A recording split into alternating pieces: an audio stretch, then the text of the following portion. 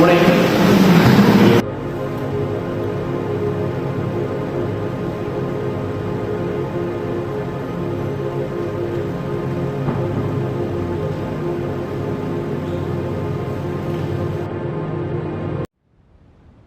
morning, sir. Good morning, Vijay.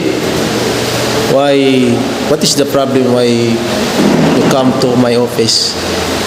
Actually, sir, nagkanto ko na rin because I have a problem regarding sa akong result.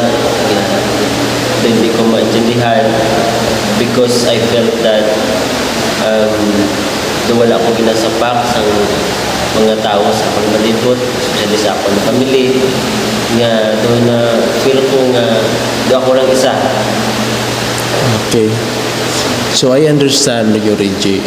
So siguro kabalo ka nga say problema siguro, but the reason siguro is kulang lang siguro ka sa attention. I think you have to forgive yourself.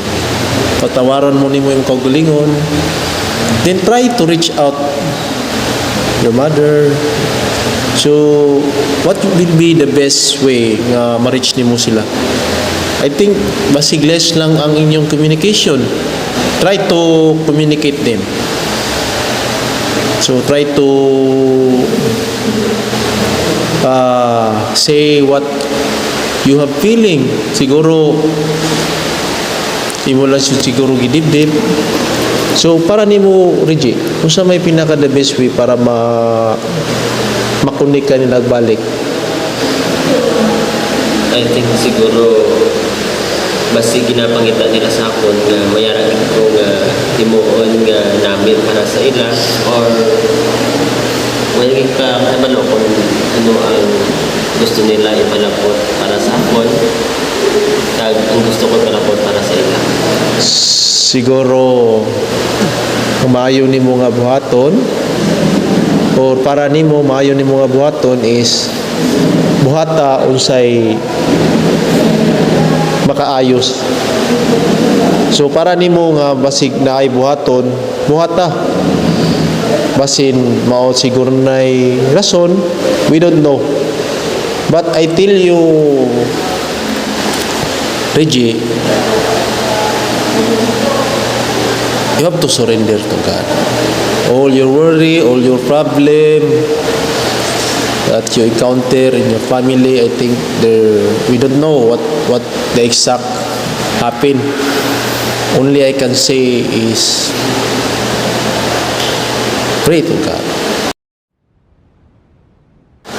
Para nimo Reggie, unsay mayong solusyon? I think siguro sa ako nakita kulang kami sa communication. That's why nagkakatabo nga daw nagasilos ko sa akon mga utod kag sana sa mga bagay siguro nga nagkakatabo sa amon nga ang istorya sa akon nga daw wala ko nila ginasapak. Okay. So at least kabalo ka unsa ang solusyon. Siguro kulang lang mo sa communication. Siguro ang una nimo buhaton na Reggie is pasaylo nimo ang imong pagalingon. Try nga imong unahon usa ang gugma sa Ginoo para nimo, di ba? So kung atong basahon gani si ang Philippians chapter 4 verse 6 to 7, ambal dire, be anxious for nothing but in everything by prayer and supplication with thanksgiving. So, ayaw kaguol sa mga butang kundi iyampo lang na siya.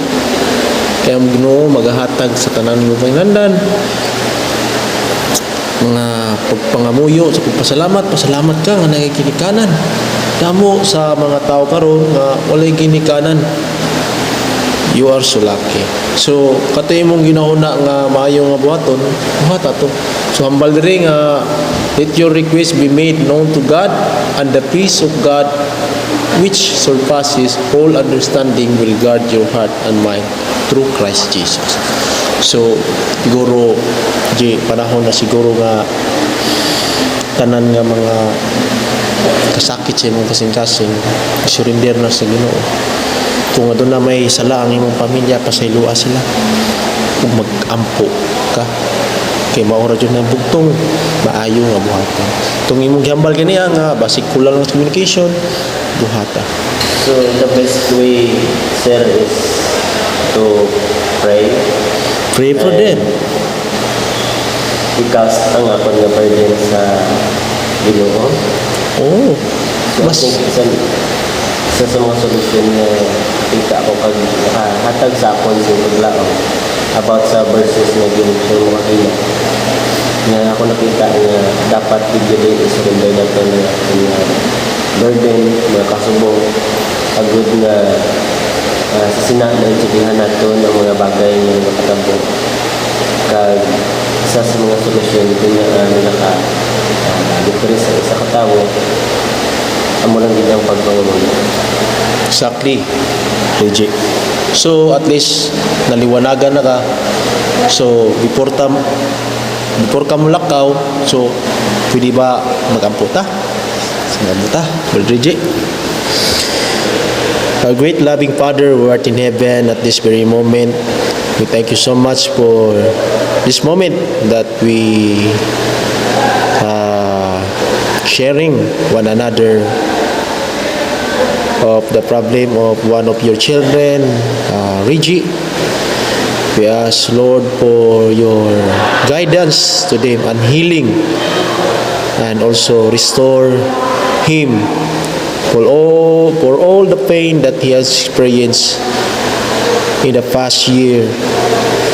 Lord, guide him the best way to solve all the problem, or to restore him in a new creation just like you. Thank you, Father, for everything. We believe that you're the only can heal us and restore us.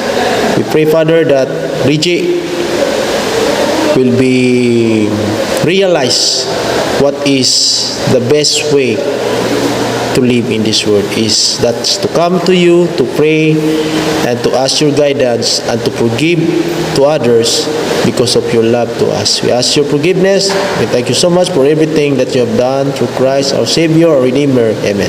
Amen.